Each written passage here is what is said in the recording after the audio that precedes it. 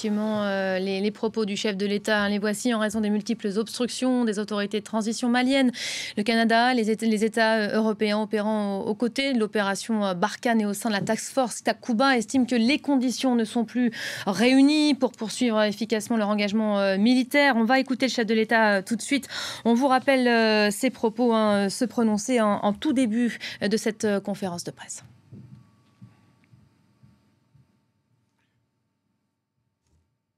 De fait, dont nous ne partageons ni la stratégie ni les objectifs cachés. C'est la situation à laquelle nous sommes confrontés aujourd'hui au Mali. La lutte contre le terrorisme ne peut pas tout justifier. Elle ne doit pas, sous prétexte d'être une priorité absolue, se transformer en exercice de conservation indéfinie du pouvoir.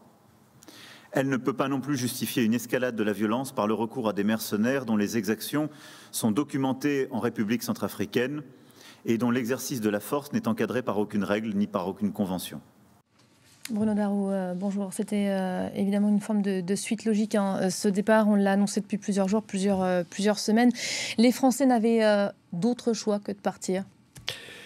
Oui, mais Emmanuel Macron l'a expliqué. On voit que effectivement les éléments de langage ont été très travaillés parce que Emmanuel Macron lui-même, d'ailleurs, ne prononce pas, je crois, le terme de retrait de Barkhane du Mali. Il parle de réarticulation. Il a été repris d'ailleurs là-dessus par l'un des journalistes qui était présent à la conférence de presse. Il ne l'a pas corrigé non plus. Donc effectivement, il y avait cette réflexion autour de la rhétorique choisie.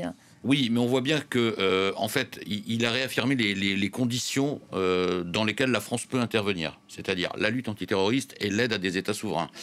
Mais il a dit, voilà, dans le cas du Mali, un État souverain se dote d'une autorité de transition qui ne respecte pas les propres termes de la transition qu'elle avait acceptée d'une part, et qui d'autre part ne souhaite plus travailler avec des pays européens.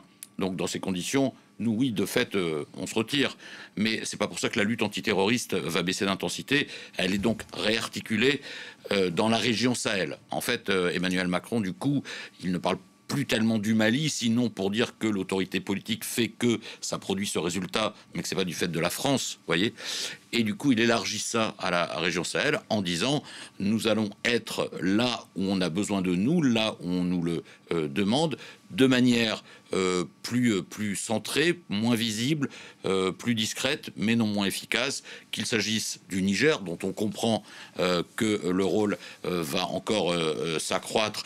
Alors, le cœur de l'action sera au Niger, dans la zone des 3 frontières. Voilà, ce sont les mots qui ont été employés. Certains militaires vers le Niger, notamment effectivement dans la zone des 3 frontières. Et puis on comprend aussi que la France et les Européens, mais bon, la France répondra favorablement aux demandes de certains États du Golfe de Guinée qui se sentent également menacés, voyez.